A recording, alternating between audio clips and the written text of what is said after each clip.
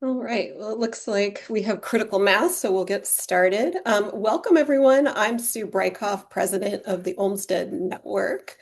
And today we're diving into a fascinating story, how Charles Eliot went from unpaid intern to play a major role in expanding the Olmsted vision, from studying landscapes across Europe to founding the Trustees of Public Reservations and shaping the Metropolitan Park Commission.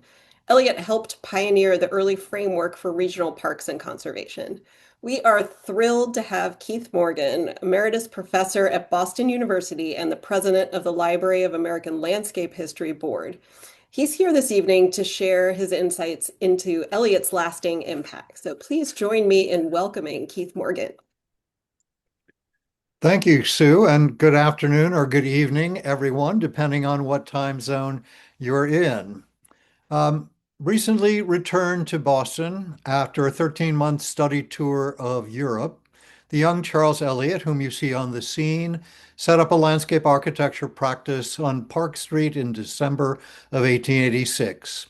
Over the next decade, he would make an indelible mark on the physical form of the metropolitan region of Boston and beyond. In Eliot's solo practice, and later as a partner in Olmsted and Eliot, he developed many fine forest reservations, public parks, and private estates. He became one of the country's most prolific and influential landscape critics and historians, and provided creative and political impetus for the founding of the Trustees of Public Reservations in 1891, the first statewide preservation and conservation organization in the country and the precursor to the National Trusts in Britain and the United States. Finally, and most importantly, Eliot directed the early development of Boston's Metropolitan Park System, established in 1893, one of the first and most successful experiments in regional landscape planning. It is astounding that all of this was achieved in less than 11 years. Eliot's death from spinal meningitis in 1897, at the age of 38, robbed the country of one of its most talented landscape architects ever. In contrast to his mentor and later partner, Frederick Law Olmsted, Eliot thought and wrote about reservations, trusteeships, and the preservation and improvement of rural landscapes that would provide settings for active enjoyment of nature. Now, I'm going to try and minimize, if I can, the Olmsted Network component. Let's go down to this. All right, good. Charles Eliot, the cunning fellow in the plaid dress that you see on the left and also in the oval portrait, was born in Boston on November 1st in 1859. Eliot's mother, shown in the portrait, was Ellen Derby Peabody Eliot, whose ancestors were originally from Salem and among the country's wealthiest family at the beginning of the 19th century. His father, Charles W. Eliot, was descended from distinguished Boston stock. Young Samuel Eliot, who's on his mother's lap, Samuel Atkins Eliot, the younger brother, was born in 1864 and would become a leading Unitarian minister and president of the American Unitarian Association. Mrs. Eliot, the first Mrs. Eliot, sadly died of tuberculosis in 1869 when young Charles was just 10 years old. In that same year of his mother's death, his father, Charles W. Eliot, was appointed the president of Harvard College, diverting his attention from the needs of his young sons. President Eliot ruled Harvard for the next 4 decades, radically reshaping the university's curriculum and physical plant, making it a modern model for American institutions. He moved the focus of the college education from religion and the classics to the sciences and contemporary modern languages, as represented by the professionalization of the Harvard Medical School, whose new campus of 1905 you see on the screen now. Here, President Eliot is shown in profile. His progressive vision for new institutions and a larger scale were inherited by his son and applied to the landscape of the Commonwealth and metropolitan Boston. After the death of his mother, young Charles and his brother Sam were raised by their father and by various members of the Peabody family, who oversaw Charles's education in many fields, including the appreciation of nature, the ability to draw. In 1874, for example, the 15-year-old boy accompanied various aunts on a trip to the Florida wilderness, where he recorded a trip in a journal illustrated with his own drawings and also photographs that he purchased, such as this of a cemetery view. His father later married for a second time in 1877, Grace Mellon Hopkinson. Grace and Charles later became very close friends. Nevertheless, Eliot had a lonely adolescence, much of which he spent wandering around the remaining open spaces of Boston at the end of the trolley lines that crossed the city. Left to his own devices in many ways, young Eliot drifted through his expected educational paths with very little joy and interest.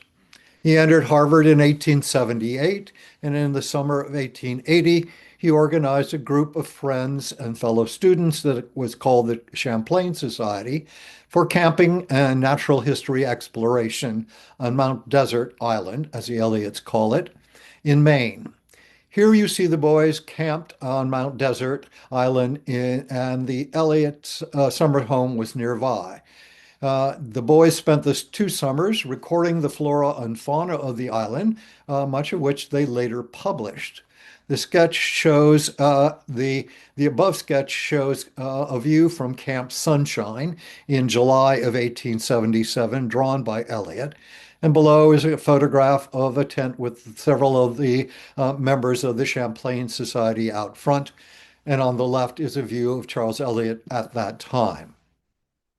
Following graduation from Harvard in 1882, Eliot began to take courses in horticulture at the Bussey Institute, a scientific and agricultural branch of Harvard College, while he tried to figure out what he was going to do with his life.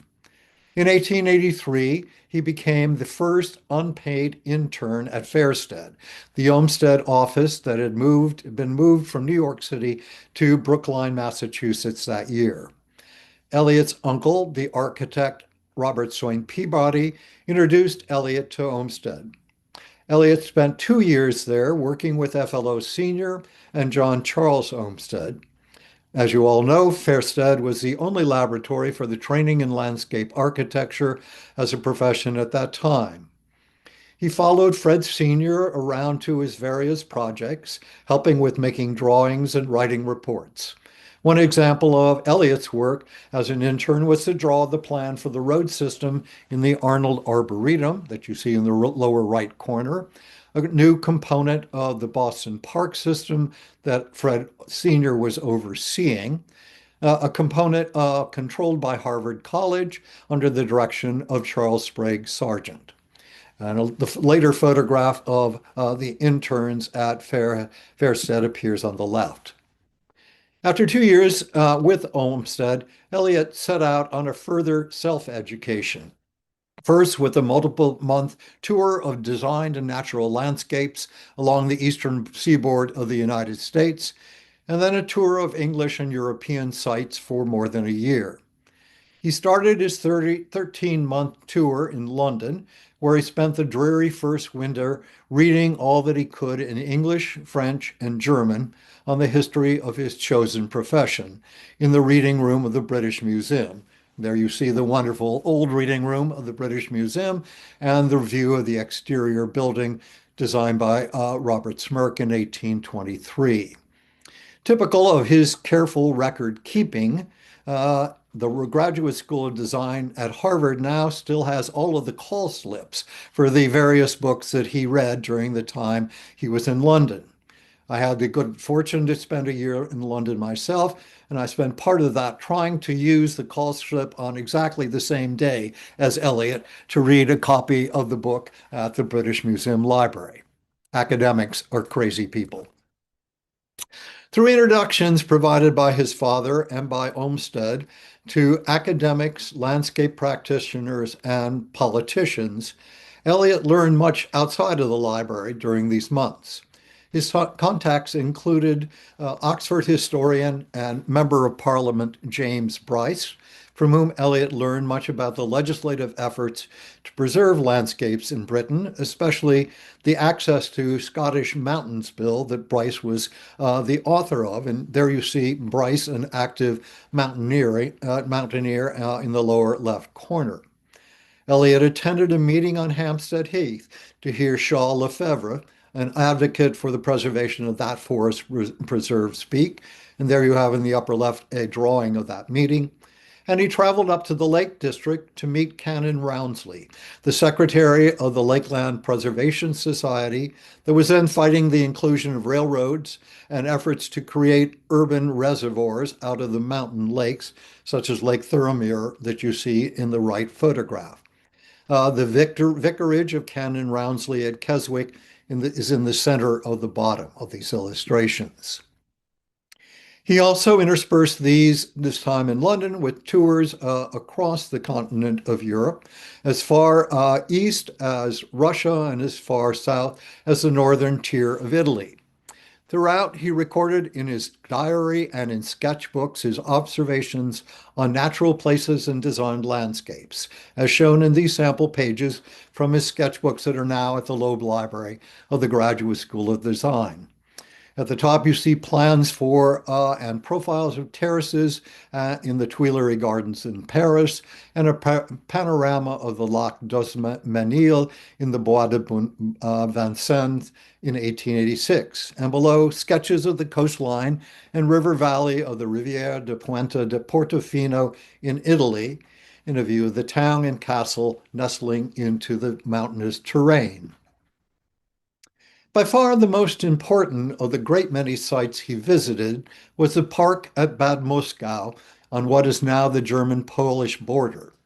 The 858-acre estate was laid out beginning in 1815 by Prince Hermann von Puckler-Muskau, and as shown in the map here on the screen, which was purchased by Eliot during his visit to the site.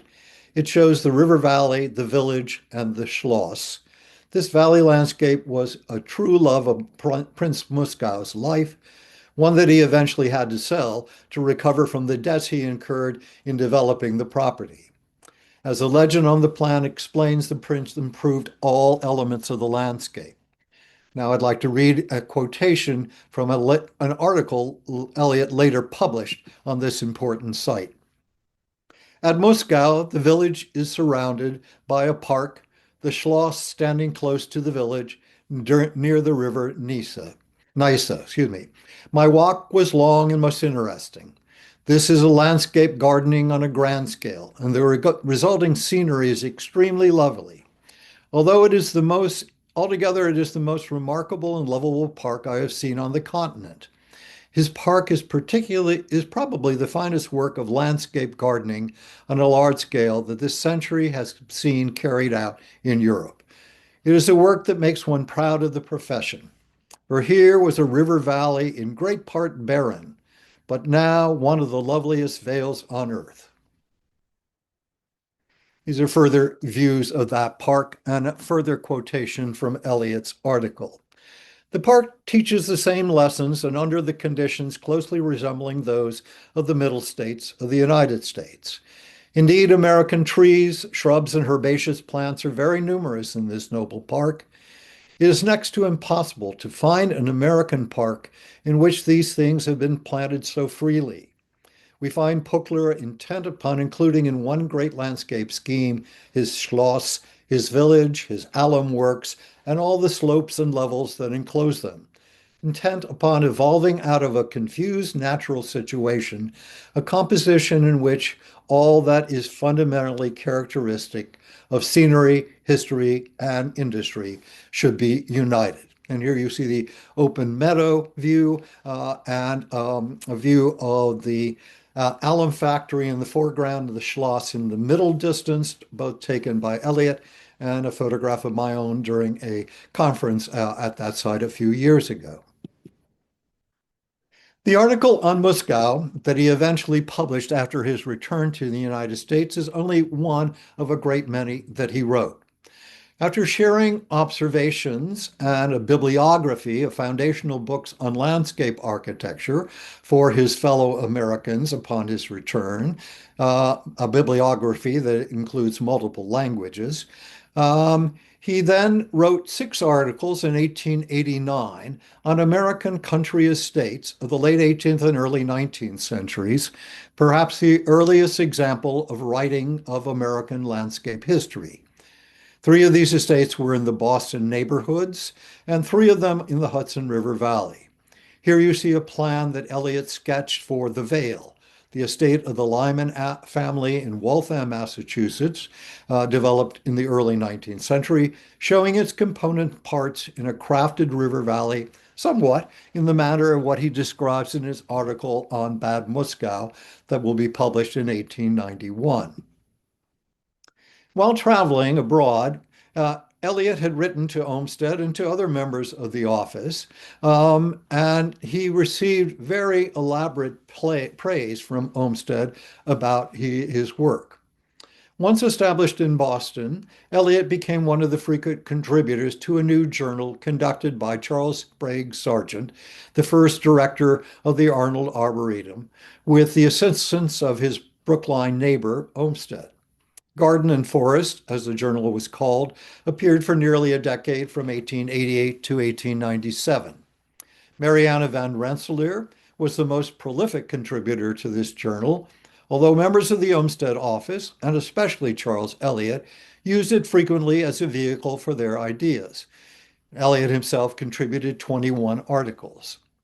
While he was still abroad, Olmsted had written to Eliot saying, quote, "You should make it a point of your scheme to write for the public, a little at a time if you please, but methodically, systematically. It's part of your professional duty to do so." Eliot also used Garden and Forest in January of 1890 for an essay titled The Waverly Oaks, a plan for their preservation for the people, in which he proposed a scheme for a state agency to receive and acquire, quote, "small and well-distributed parcels of land free of taxes, just as the public library holds books and the art museum pictures, in trust for the Commonwealth." The Waverly Oaks, which is this area shown in these illustrations, also included the falls of the Beaver Brook. The painting by Winslow Homer shown here shows 2 ladies walking in this woodland area, painted in 1864, by which point it was already a favorite retreat of the Boston Sketch Club and an inspiration for poets. Following quickly on the article in Garden and Forest in February, Eliot turned for assistance to the Appalachian Mountain Club, where he was the counselor for topography, to establish a committee to call a meeting of interested individuals from across the Commonwealth to discuss his proposal.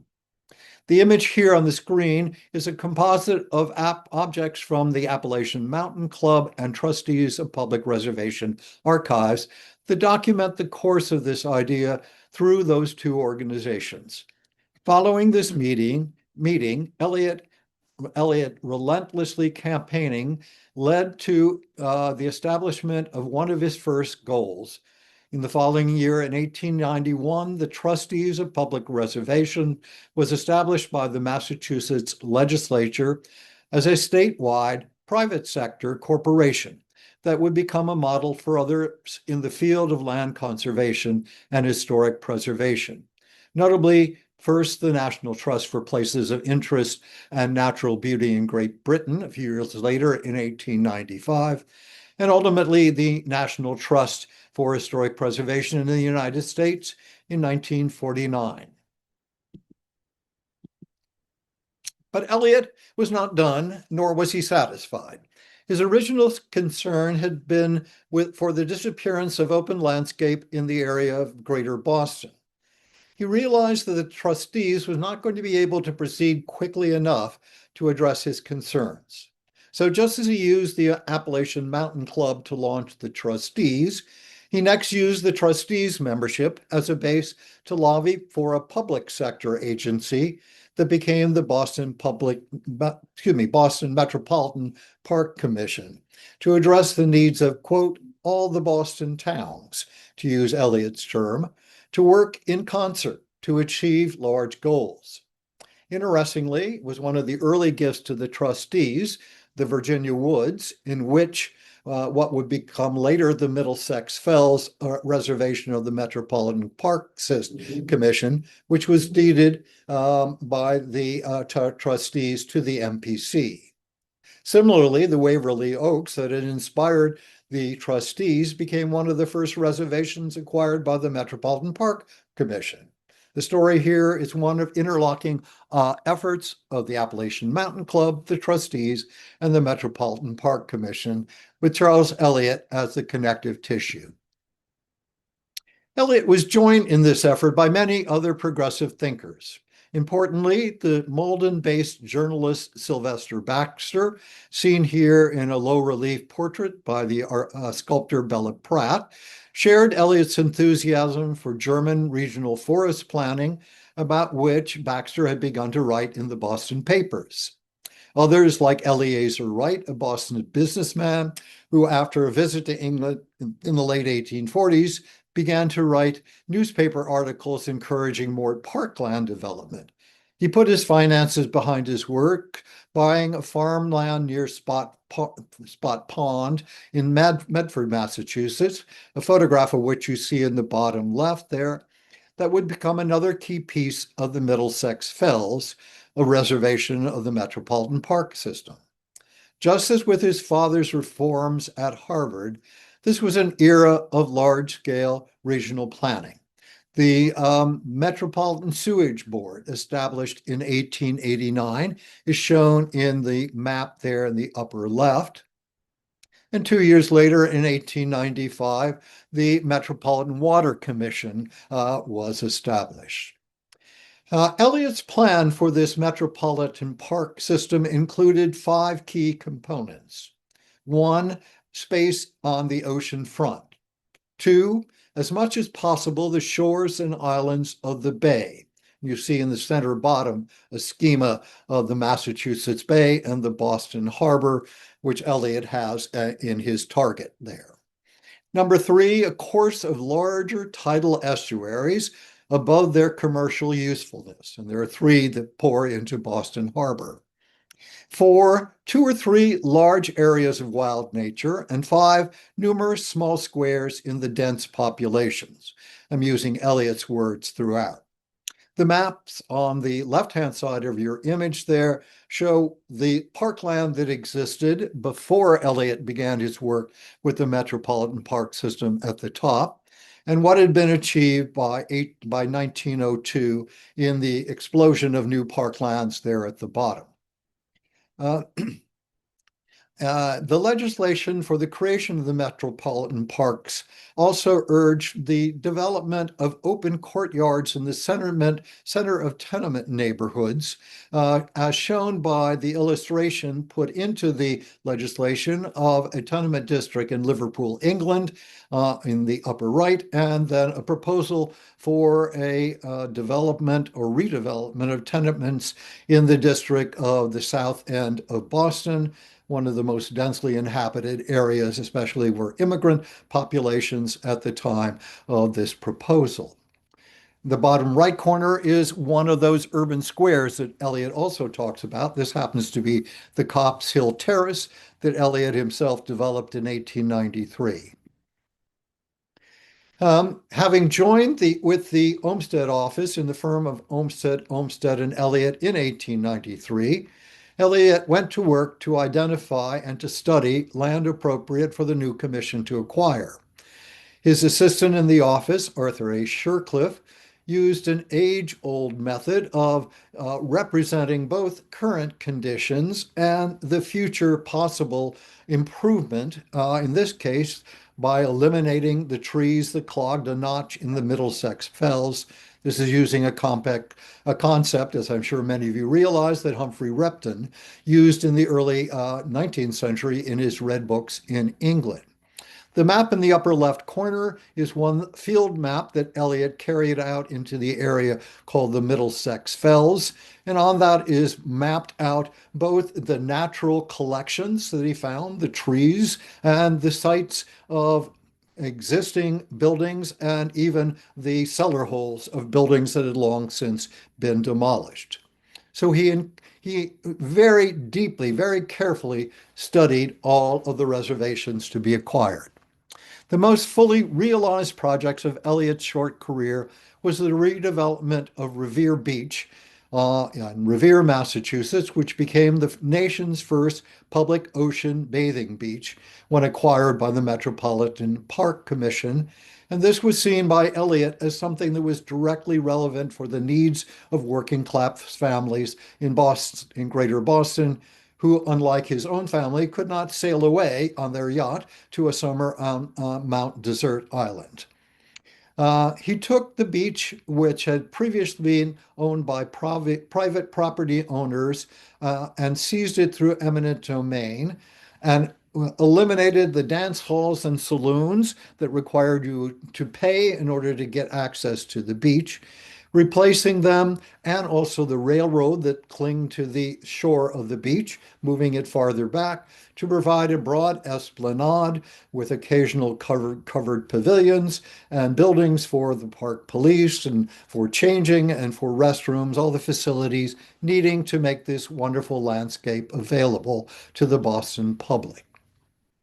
Eliot studied all of these landscapes and produced a series of proposals for landscape management that was published as Vegetation and Scenery in the Metropolitan Reservations of Boston in 1898. There in the bottom left corner is a cover view of the book, and at the bottom right, and one of the illustrations showing coppice growth, the practice of cutting down mature trees to force up roots to make more timber for commercial purposes, something that Eliot absolutely abhorred and wanted to make sure would not be the case in the development of the parks. Sadly, in the spring of 1893, Charles Eliot died quickly from spinal meningitis, leaving the future of the trustees, which had only been partially imagined, and much of the work for the Metropolitan Park System to still be done in the future. On the left there, you see a photograph taken of Eliot in the Hartford, Connecticut parks, on which he was working at the time that he became ill. And on the right, a photograph taken by his protege, Arthur Shercliffe, in the Olmsted and Eliot office of Eliot's desk on the day of his death.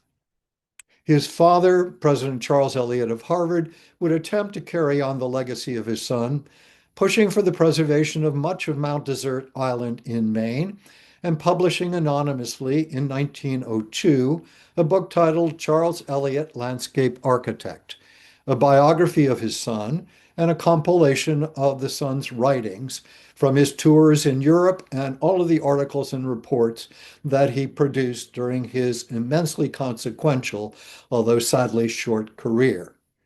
In 1999, the American Society of Landscape Architects celebrated their centennial with the publication of 10 essential books in the history of American landscape architecture, the first text of which was the book by the book on Charles Eliot that was published by the Library of American Landscape History, for which I provided the new introduction. In summation, we can consider Eliot's broad vision as he looks here out at metropolitan Boston as seen from outer space more than a century later. In 1906, H.G. Wells, after visiting the United States, published The Future in America, where he stated, quote, "If possible, it is more impressive even than the crowded largeness of New York to trace the serene preparation Boston has made through this Metropolitan Park Commission to be widely and easily vast. New York's humanity has a curious air of being carried along upon a wave of irresistible prosperity. But Boston confesses design. I suppose no city in the world has ever produced so complete and ample forecast of its own future as this commission's plan for Boston. Thank you very much, and now I'm glad to entertain any questions you may have.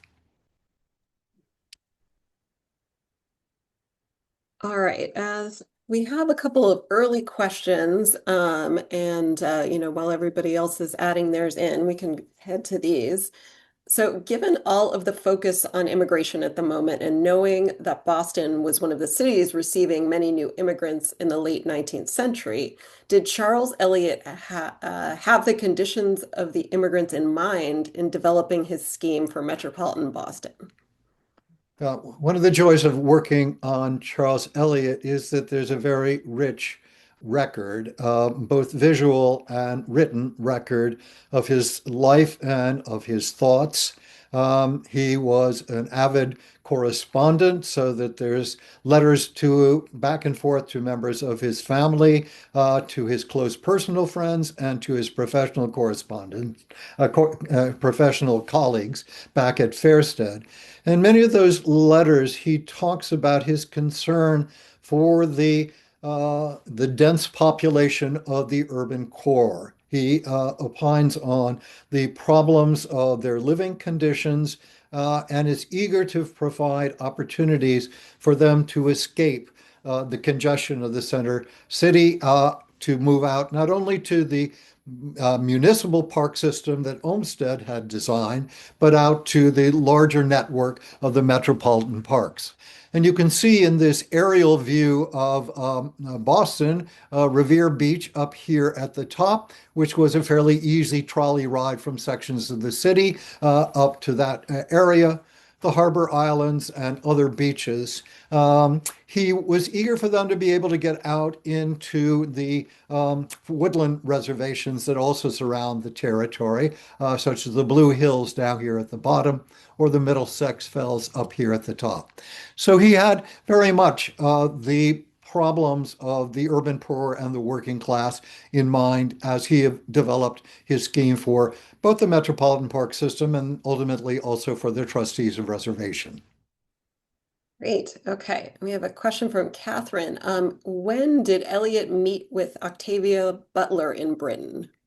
I'm not positive that he did meet with her. She was one of the few key figures in the development of the National Trust in Britain that I can't document Eliot crossing paths with. If you have information that you know they did actually connect, then I would love to know about that. If he was to have met her, and certainly Canon Rounsley, who was one of her colleagues, or for that matter, James Bryce or Shaw Lefebvre, any of those people that I know he did meet with could have introduced him. It would have been in that period from 1885 to 86, a 13-month period when he was primarily based in London and then going off on these trips across the continent. Great. And then another question, did Eliot marry and have any children?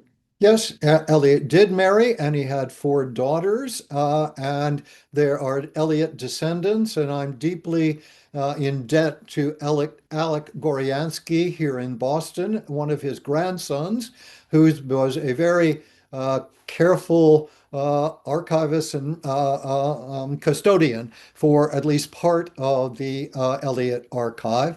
Almost all of those papers now have been consolidated at the Graduate School of Design at Harvard University. And also the Trustees of Reservations has a separate archive in which an important document, the Eliot scrapbook, is housed. And that was a scrapbook into which Eliot pasted clippings that he had of both European and American newspapers that shows how carefully he was charting other experimentation in forest conservation and landscape preservation.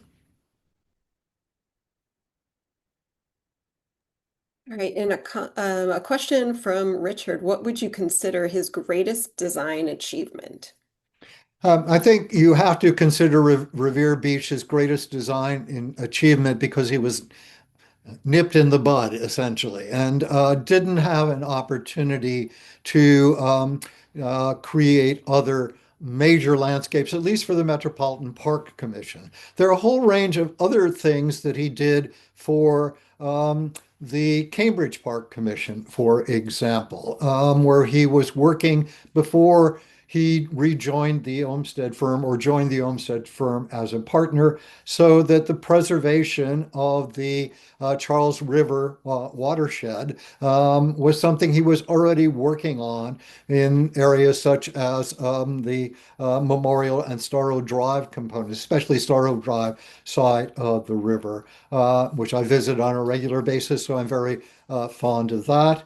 I also should mention that talking about Eliot as a historian, he often designed with a historian's eye. And he was commissioned early on before rejoining Olmsted to create a landscape as a memorial to Longfellow, the poet, whose house on Brattle Street in Cambridge had later been, or had earlier been, the headquarters for George Washington during the occupation of Boston in advance of all of the Tories fleeing the city. Eliot designed a village green out in front of that landscape, which then falls down to a lower level to a more asymmetrical park and a view corridor heading down to the Charles River.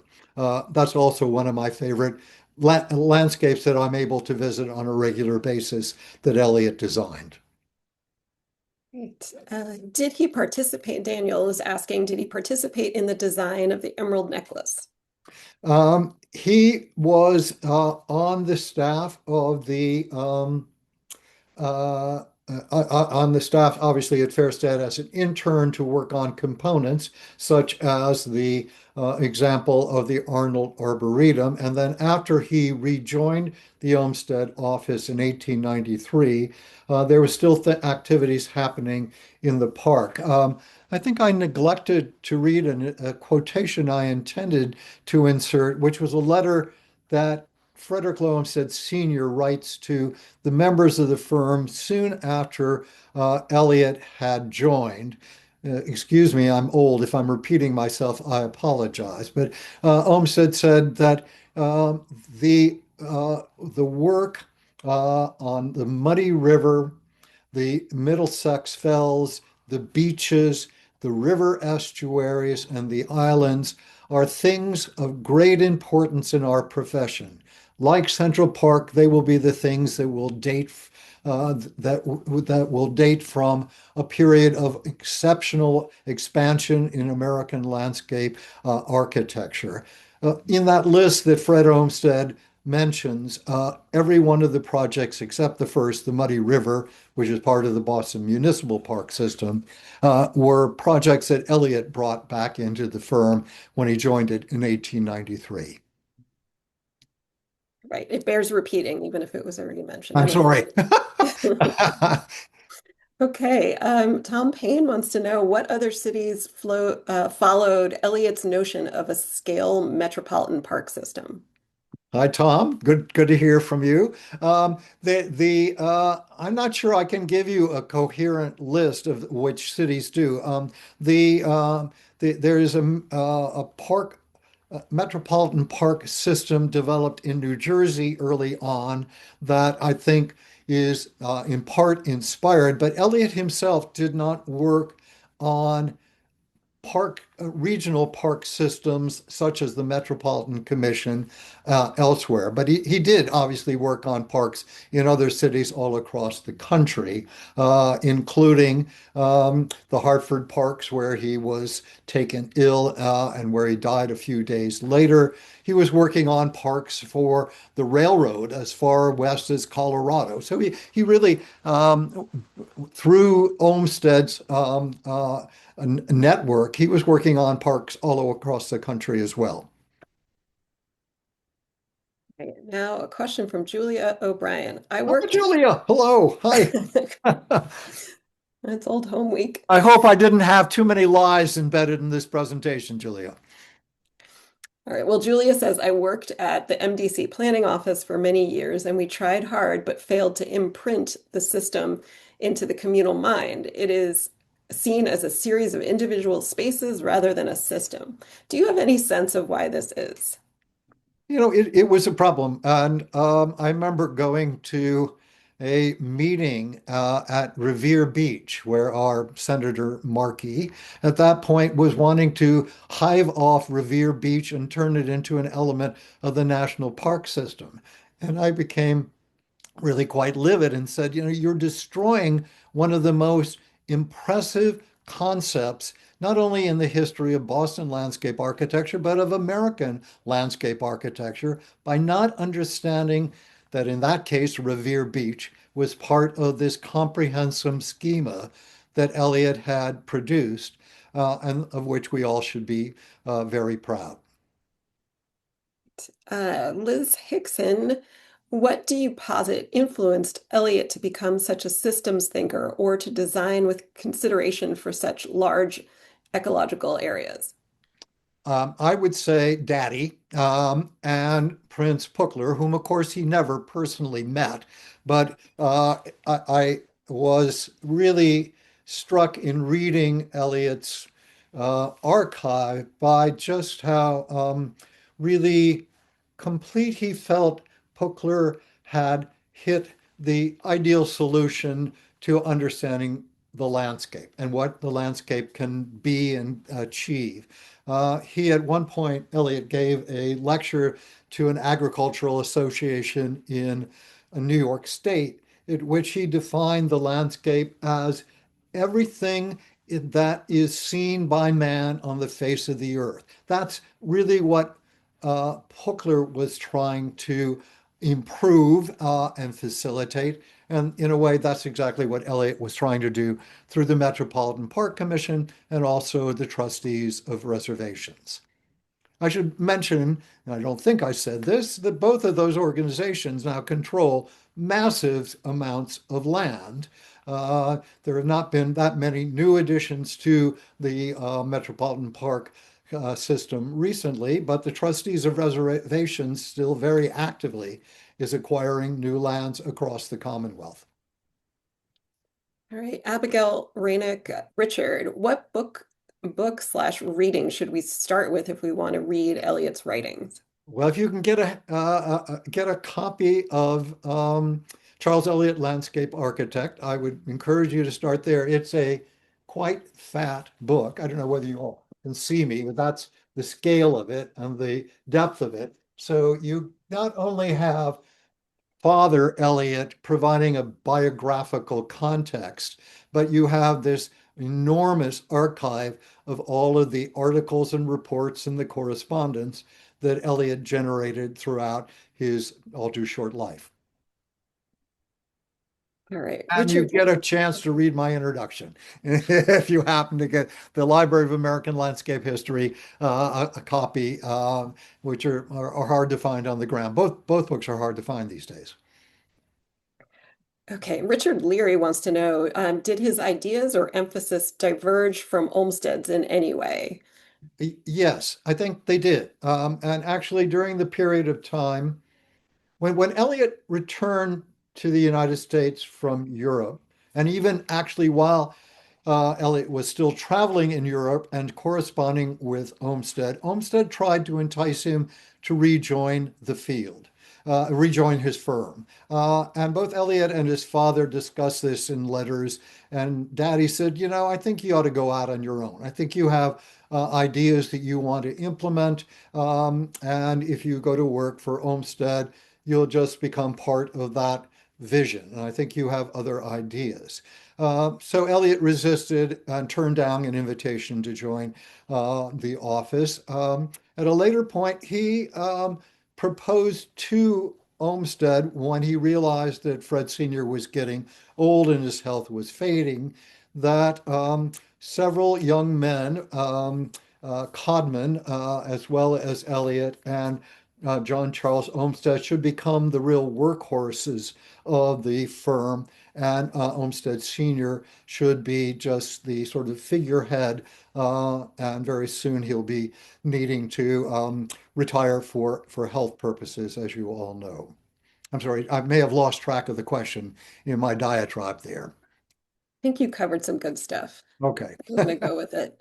Okay, and then I'm notified there's some interesting things happening in the chat, so we'll take a couple of questions from there.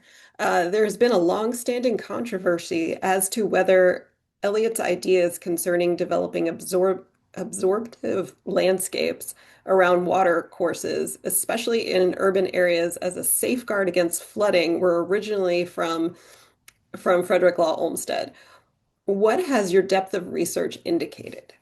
I'm not sure that I looked into that exactly. Of course, Olmsted had already had this amazing scheme for the Back Bay Fens at a time when the Charles River was still a tidal estuary. And in fact, throughout Eliot's life, it remains a tidal estuary. And it's not until 1910 that the dam is put across the Charles, turning the estuary into a freshwater river separate from the Boston Harbor. So Eliot was inheriting the experimentation that Olmsted had already carried out in the Back Bay Fens and also all along the linear network of parks that follows the Muddy River and Stony Brook into other parts of the city proper and suburban Brookline. But Eliot is looking at a larger network of the Charles, Mystic, and Neponset rivers. You can see here the Charles, there the Mystic, and the Neponset is coming down. Where's it coming in down here? All of these, he felt their shoreline should be preserved for the purposes of the landscape of enjoyment. Originally, at the time of passing the legislation, he puts in those parts of the rivers that are above commercial usefulness. But Eliot, fortunately, plants the seed for eliminating some of that commercial usefulness, eliminating the abattoirs in Brighton that were spilling animal guts into the Charles River, or the coal wharves that are further down towards what is now the MIT campus. So he began a process of cleaning up and maintaining those riverways that is very, very forward thinking. And I should mention that question was from Arlene Levy. Oh, all right, Arlene, we can talk about that more. Okay, and then a question from Loic Macias. Charles Eliot trained briefly in Paris with Edouard André in 1886. He later criticized French landscape art as too artificial. Did this rejection of French models help him define a distinctly American large-scale approach? Wow, that's a wonderful question. Yes, he definitely met with Andre while he was in Paris, and he was dismissive of both Andre's work and French classical landscape design at large. Um, I, I'm not sure how far we can push the whole issue of Eliot's vision defining an American landscape formula. Eliot is in opposition to Olmsted, and this partially goes back to the previous question. He saw Olmsted as attempting to artificially design an idealized landscape type. And he was trying to work through a process of acquisition and extraction or augmentation of what he saw as the natural components of a rural or uninterrupted landscape. On the other hand, he also wanted to enforce the concept that these were not natural landscapes. All of the landscapes, essentially, almost all of the landscapes of the Commonwealth had in some way been altered by man's interaction with the land. And he wasn't some kind of landscape purist that only wanted to get back to a virginal forest. He believed in acquiring land for human use and improving it, but allowing the character of the land to define what that use and improvement would look like. Okay, from Larry Cotton, do you think that Eliot would be relatively pleased with the current state of the system he initiated in Boston Metro Park system and its expansion through the years? Would he feel that a sufficiently diverse number of park-like landscapes has been preserved for Boston's current needs? I don't think Eliot was ever satisfied with anything.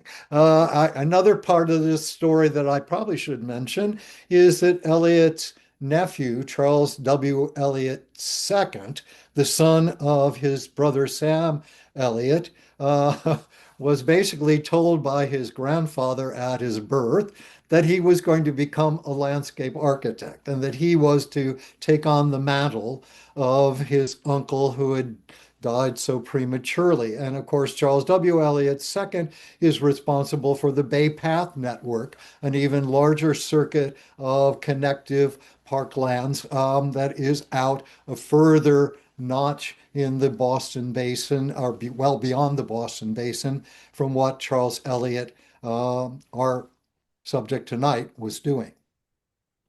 So whether Eliot would be pleased, I'm sure Eliot would be concerned that landscapes need to be preserved with greater care, and he would want to have seen further acquisitions. So while the trustees of reservations he sort of walked away from at an early point because of the slow speed at which it was developing, he might be more excited now about what the trustees are doing in very active landscape acquisition across the Commonwealth. Okay, and a question from Arto Keklikian. Excellent. The philosophy and work of Charles Eliot would appear to mirror the plans developed by Frederick Todd and Jacques Gregaire for Canada's capital region. Was Eliot a key influence? That's a wonderful question, and I'm sad to say I have absolutely no idea. I don't, I did not find either name appearing in any of the documentation that Eliot had acquired in his archives at Harvard or in the scrapbook. Well, I don't know. I mean, I could go back and look at the scrapbooks held by the trustees of reservation to see if there were articles being published on Canadian sites. He certainly was keeping a close watch because of the Olmsted Association with the development of the Niagara landscape area. He had been very much in tune at an early point with what was going on in the Adirondacks. I'm not saying the Adirondacks are in Canada, but he certainly had an international vision, but I'm not aware of him ever traveling to Canada or corresponding with Canadian landscape architects. But I'm very glad to hear that that might be a possible area for future exploration. I must also apologize. This work I've been talking about tonight is research I did back in the 1990s. So it is not the most recent thing on my dance card these days.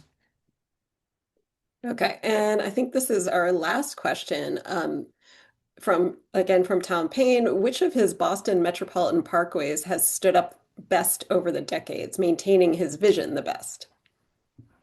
Hmm.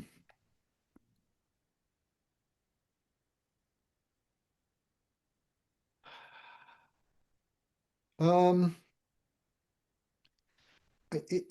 I'm almost tempted to say that the Starro Drive unit is the one that I think Eliot would be happiest to see what has become of it in the long term.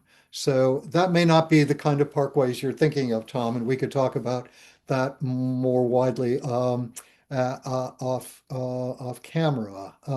But I guess I would say the Charles River Park System. Excellent. And there are many great comments in the chat that we didn't get a chance to address, but they're definitely worth looking at. Um, are there any last things that you want to convey, Keith? Thank you for excellent questions, your enthusiasm, and just as Julia's question about making sure we understand the comprehensive nature of the Metropolitan Park system.